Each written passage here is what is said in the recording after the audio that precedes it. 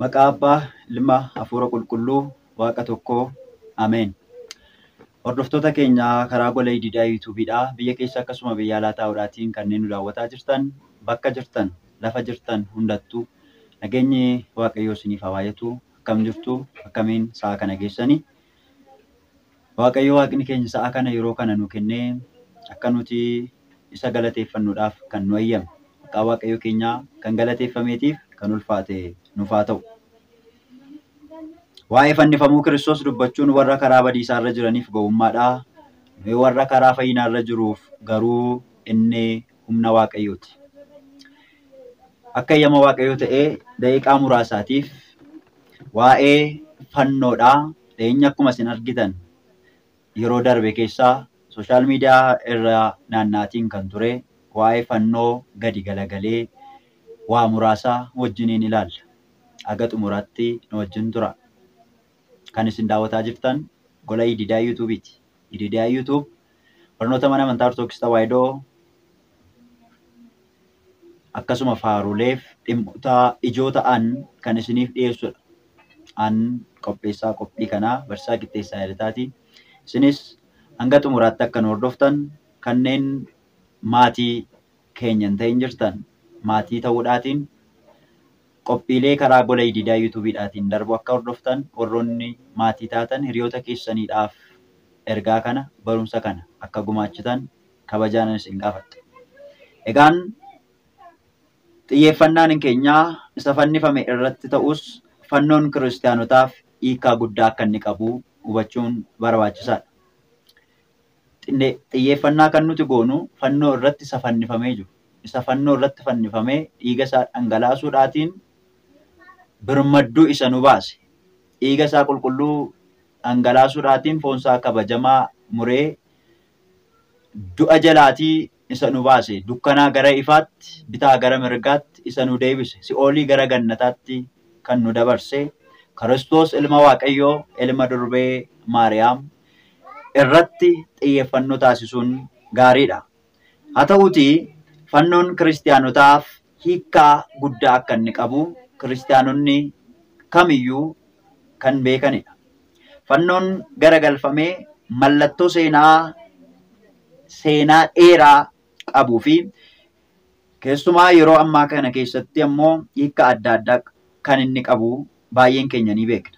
Akkuma maqaan isaa ibsutti fannoon garagalfamee salphaatti faallaa fannoo ol galagalee akka inni ta'e beekuun keenya hundi keenya akka beeknu wal nun gaafachiisu.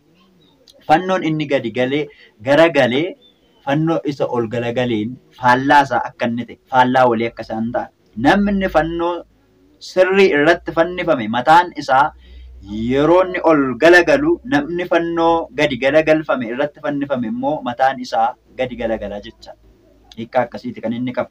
Jaarraa hedduudhaatiif fannoon garagalfame mallattoo kiristaanaa ta'ee kan ilaalamu yoo ta'u, kunis duudhaa durii Phexros ergamaan yookiin duuka bu'ichi Kiristoosiin jecha waa'ee isaa waan dhugaa ba'eetiif, waa'ee isaa waan dubbateef, waaqummaa isaa waan barsiiseetiif jecha Phexros magaalaa Roomaa keessatti kan inni fannifame fannoo irrattidha. Phexros yeroo tokko nan yaadadha. Sooshaal miidiyaa karaa toora feesbuukiitiin fannoo gadi galagalfamee jiru. Suura Phexros fannoo gadi galagalfamee jiru qabatee jiru. Suura isaa maxxanseen ture. Kanaaf namoonni baay'een fannoo akkamittiin gadi galagalchitee jedhanii namoonni hedduun isaanii qeeqa garaagaraa kaasaa turan. Haa ta'uutii garuu fannoon ol galagale kamidha? Fannoon gadi galagale kami? Isa jedhu beekuudhaaf adda baafachuun barbaachisaadha. Fannoon gadi galagalee jiru kiristaanota biratti kan beekamu fannoo Phexrosidha. Phexros Kiristoosiidhaaf gaafa dhugaa ba'u magaalaa Room keessatti warri Fariisotaa kan isa fannisan. Phexros yommuu fannifamu an akka Kiristoos ol galagalchitanii otoo hin taane mataa kiyya gadi deebisaatii na fannisaa jedhee ofii isaatii waan dubbateedhaaf warri Fariisotaa yookiin warri Yihuudotaa Phexrosiidhaan qabanii fannoo isaaf qopheessan sana irratti mataa isaa gadi galagalchuudhaatiin magaalaa Room keessatti kan isa fannisan. Wareegamummaan Phexros fannoo irrattidha. Kanaaf fannoon gadi galagalfame karaa mana kiristaanaa keenyaatiin fannoo eenyuuti? Fannoo Phexros jechaadha. Fannoo Phexros.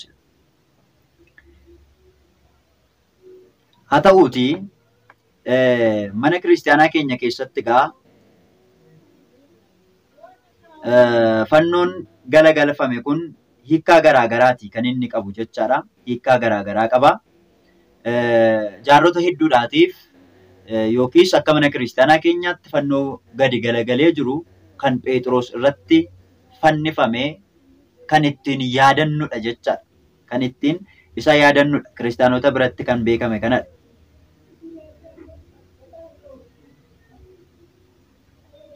Kanaaf fannoon garagalfame yeroo tokko tokkos immoo namoonni Phaaphaasiidhaa wajjiniin kan wal qabatu jedhanii kan itti yaadan jechaadha. Kan akka kaatolikoonni jechaadha. Warri kaatolikoota amantaa kaatolikii kanneen hordofanii Gooftaan Iyyasuus Kiristoos aangoo isaa gara Phexrositti deebisuu danda'a jedhanii kan itti amanan jechaadha. Aangoo isaa gara Phexrositti dabarsuu danda'a jedhaniiti kan isaan itti amanan. Wangeelaa Maatewos boqonnaa 16 lakkoofsa 19 irra kan jiru sana fudhachuudhaatiin Kiristoos aangoo isaa Phexrosiidhaaf dabarsee kenna kan jedhu kan itti yaadan ta'a jecha. Garuu kutaa kana keessatti Wangeelaa Maatewos boqonnaa 16 lakkoofsa 19 Iyyasuus Kiristoos aangoo isaa Phexrosiidhaaf dabarseera wanti jedhu barraa'ee yookiin katabamee hin jiru.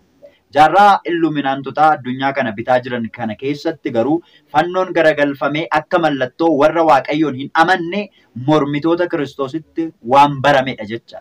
Fannoon gadi galagalfamu keessattuu jaarraa illuminaantotaa bara itti warri illuminaantiidhaa addunyaa kanarra guutanii jiranitti fannoo kan isaan itti fayyadaman yookiis itti gargaaraman fannoo gadi galagalchuudhaanidha kan isaan itti gargaaramanii faallaa kiristaanotaa jechaadha.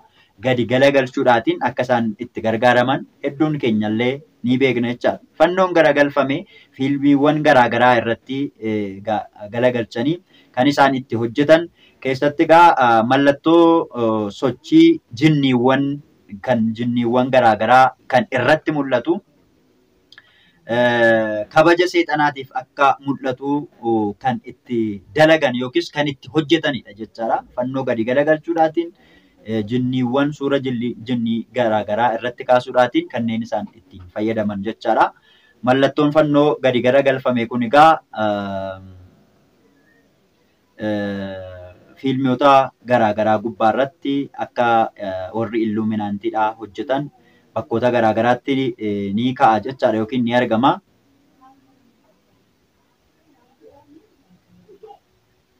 Kanaaf fannoon garagalfame kun mormi kiristaanaa mormii warra kiristaanotaa labsuu akka inni ta'edha. Fannoo garagalchuun karaa dhugaa Kiristoos ganuu fi aarsaa isaa kan Kiristoos dhiiga isaa qulqulluu itti dhangalaase foon isaa kabajamaa itti kute salphisuu yookaan immoo fannoo Kiristoositti qoosuudhaaf warroonni illuminaantiidha.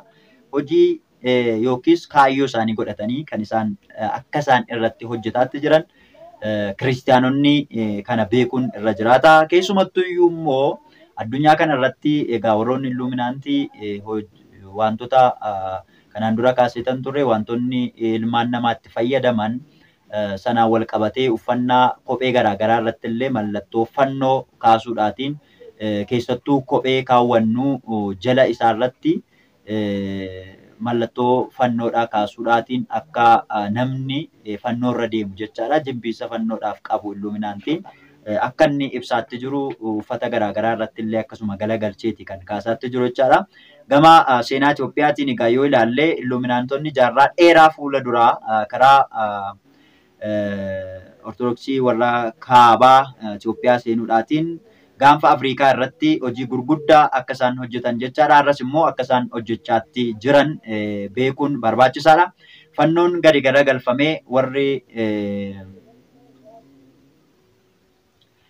warroonni karaa kaabaagaa akka faayaattidha kan isaan uffatanii kan isaan itti gargaaraman jechaadha. Akkasuma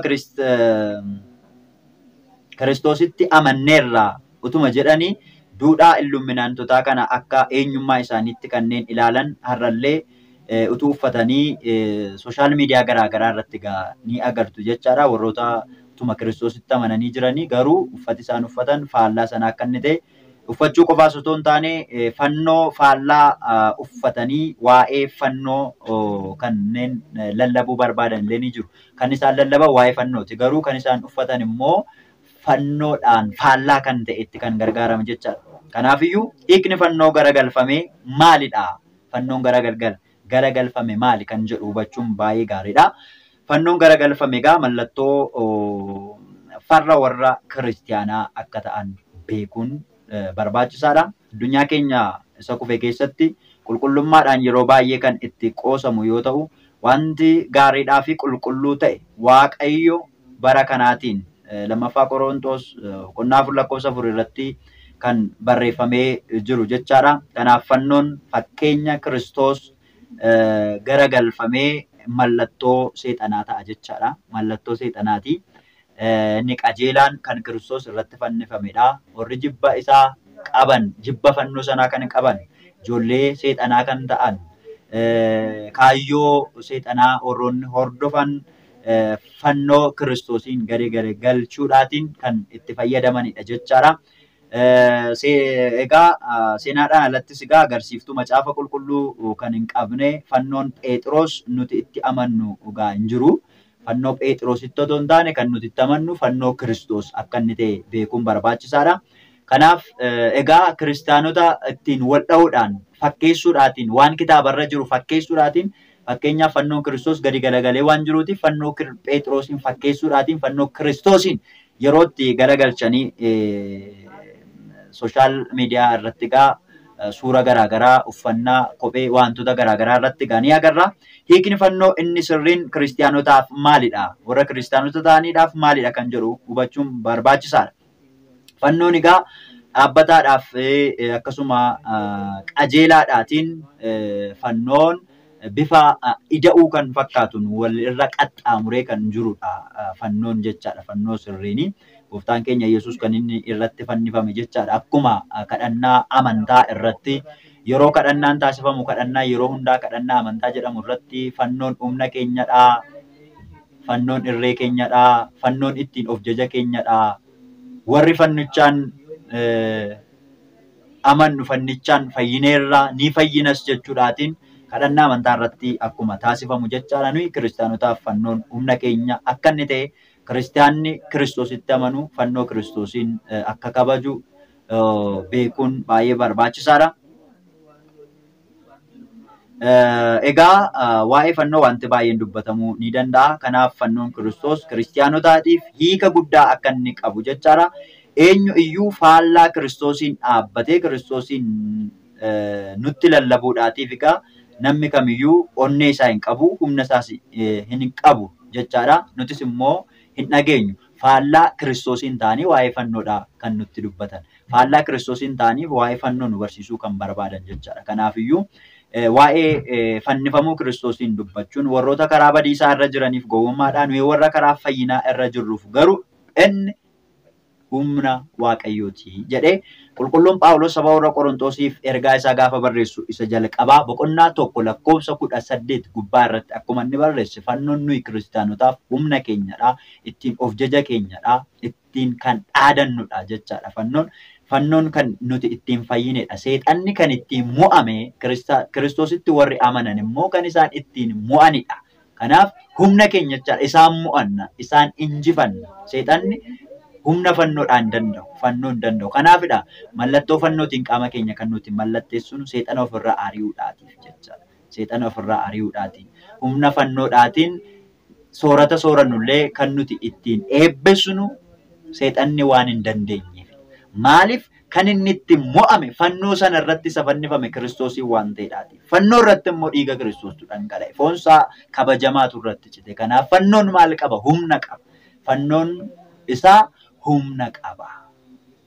Humna Kiristoos kan ammoo fannoon hin danda'u. Kanaaf fannoo irratti fannifamuudhaan Kiristoos gidiraa waanjoo seexanaa jala waan nu baasiif fannoon maal qaba? Humna qaba. Kanaaf eenyuun jaallatu? Seexanni hin jaallatu jechaadha. Nuyiif garuu warroota karaa badiisaa irra jiraniif akka gowwummaatti ilaalu. Waa'ee fannoo gaafa dubbannu, fannoo morma keenyatti gaafa hidhannu, waa'ee fannoo gaafa dubbannu, fannoon gaafa eebbifannu akka gowwummaatti ilaalu. Akka waan nuti gowwaa taanetti kan ilaalan jiru. Kanaaf kun warra hin amanneefidha. Warra itti amanu nuyiif garuu maal keenyadha? Humna keenya akka inni ta'e qulqulluun Phaawulos ergaa isaa irratti dubbatee jira jechaadha. Haa ta'uutii kanaaf yeroo garaagaraa irratti sooshaal miidiyaa garaagaraa kanaan dura yeroo darbe hordofaatiin turtanii fannoowwan gadi gaggalagaluudhaatiin kanneen uffata irratti illee wantoota garaagaraa girgiddaa manaa irratti kaasuudhaatiin akkasuma immoo warroonni illuminaantii hojii hojjetan irratti uffata gabaa hojjetanii gabaaf dhiyeessan, kophee hojjechuudhaan gabaaf dhiyeessan hundumaa irratti wantoota kanadha kan isaan fayyadaman jechaadha. Tokko fannoo gadi galagalchanii irra kaa'uudhaatiin, siilii qulqullootaa irratti kaasuudhaatiin, siilii dubroo maariyaam kaasuudhaatiin kanneen kan isaan itti fayyadaman jechaadha. Kun hojii warra illuminaantii akka inni ta'e beekuun barbaachisaadha. Kana qofa otoo hin taane egaa akkuma amma suura irratti argaatti jirtan kana kophee akkasuma uffata garaagaraa irratti egaa kophee kana yoo ilaaltan siilii yookiin suuraa haadha keenya qulqullittii dubroo maariyaamii akkaataa kanaatiin kophee irratti kaasuudhaatiin gabaarra kan itti oolee jirudha jechaadha. Keessumattuu immoo obboloonni keenya karaa shamarraniitiin wanti kun ni baay'ata. Shamarran yeroo baay'ee wanta ijatti bareedu tokko ilaalanii wantoota teknooloojiidhaa wajjin wal qabatu karaa isaaniittidha kan isaan fayyadaman jechaadha. Baay'inaan harka caalu isaanitti fayyadamu. Kanaaf obboloowwan keenya gaafa uffata bitannu wantoota nu barbaachisan kanneen akka kophee deemnee gaafa bitannu wantoota kana ilaaluun barbaachisaadha. Keessumattuu kophee gaafa binnu wantoota suuraa garaagaraa qaban adda baafnee beekuun barbaachisaadha. Kana biratti immoo kophee bitannu jala isaarratti kophee tokko yoo agartanitti taatanii jala isaarratti fannoodha kan inni qabu jechaadha. Fannoo qaba. Akkas jechuun diina fannoodhaa warri ta'an namni utuu hin beekin fannoo irra akka inni deemu. Arraba isaatiin waa'ee fannoo dubbata, miila isaatiin garuu fannoo irra akka inni deemuuf, akka inni ejjetuudhaatiif ta'e jedhanii karoorsuudhaatiin hojii kana kan hojjetaatti jiran jechaadha. Kanaaf irra jala suuta jechaadha. Hojii isaanii kanatti namoonni akka isaan itti seenan, akka isaan jaallataa deeman jechaadha. Akka isaan jaallataa deemaniidhaaf hojii isaanii babal'ifachuuttidha kan isaan argaman jechaadha. Kanaaf of eeggannoo akka taasifnu jechuun barbaada. Wantoota kanarraa of eeggannoo taasisuun gaariidha. Egaa waan kanaaf wajjin wal qabatee gara fuuldura keenyaatti egaa ayyaana fannoo kabajuudhaaf qophii irradha kan jiru. Guyyaa muraasadha kan inni hafe. Kanaafiyyuu waa'ee fannoo kanaa wajjin wal qabatee egaa fannoon nuuf humna keenya akka inni ta'e fannoon maal akka ta'e waa'ee ayyaana fannoodhaa gara fuulduraatti bal'inaan wajjin kan ilaallu ta'a. Har'aaf garuu akkuma nuti fannoo jaallannu kana diina fannoo moorri ta'an jiru. Isaan kun immoo jibbiinsa fannoodhaaf qaban kana ifaan ifatti yeroo itti mul'isaatti jiranidha jechaadha. Kanaafiyyuu nuti immoo wantoota isaan oomishan irraati of eeggannoo akka itti taasifnuufidha. Ergaa kanan isinii dabarsaa jiru. Keessumattuu biyyoota gurguddatan kanneen jirtan egaa biyyoota alaa kanneen jirtan keessumattuyyuu wanti kun kan babal'atu biyya alaattidha. Wanta ta'eedhaatiif bakka sanatti of eeggannoo akka taasistan isiniin jechuun barbaada. Egaa waa'ee fannifamuu Kiristoos dubbachuun egaa warroota karaa badiisaarra jiraniif gowwummaadhaan warra itti amanuuf garuu humna keenya akka inni jedhe qulqulluun Phaawulos humna keenya kan ta'e fannoo Kiristoosiin ulfina akka laannuuf kabaja akka laannuuf isiniin jechuun barbaada. Baga jala bultii guyyaa kabaja ayyaanaa argama fannoodha. Baga geessan isiniin jechuun barbaada. Sumarraatiin waa'ee fannootii wajjin wal qabatee deebineeti walitti kan dhufnu har'aaf asumarratti xumuraa. Bakka jirtanitti nagaata arjummaan Waaqayyo waraarsummaan dubaroo Maariyaam eegumsi ergamoota Waaqayyo abbaa fayyaanni raajotaa suuqni wareegamtoota hunda keenyarrayyuu oolee kan bulee nuuf haa ta'u waraa bulaa deebana. Galanni keenya